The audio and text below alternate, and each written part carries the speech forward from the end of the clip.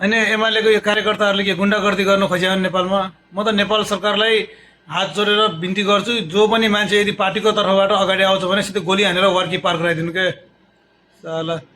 चाहे प्रधानमन्त्री होस् चाहे एउटा आम जनता होस्, नियम सबैको लागि बराबर हुन्छ।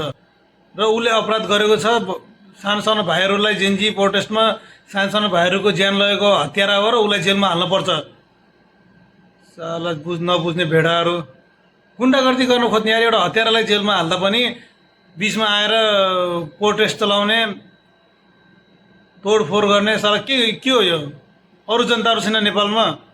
तिमीलाई मात्र न्याय चाहिन्छ? कसको न्याय चाहिन्छ? ऊ हत्यारा हो, प्रमाण भएको छ त हत्यारा हो। एउटा असुर बम आफ्नो अधिकारको लागि, आफ्नो हकको लागि बोल्न जाँदा गोली हान्ने त्यो को हो? बोल्न पाइन्न? स्वतन्त्र देश हो नेपाल। साला भेडाहरू। केपी शर्मा ओलीको रिहाई चाहियो गरे, सुदन गुरुङलाई राजीनामा दिन पर्यो अरे। तिम्रो बाउले बनाएको सुदन गुरुङलाई गृहमन्त्री। साला चुतियाहरू, काम छैन, अकल नभएको भेडाहरू। न बोल्न पनि एउटा जायजले बोल के, प्रोटेस्ट गर्ने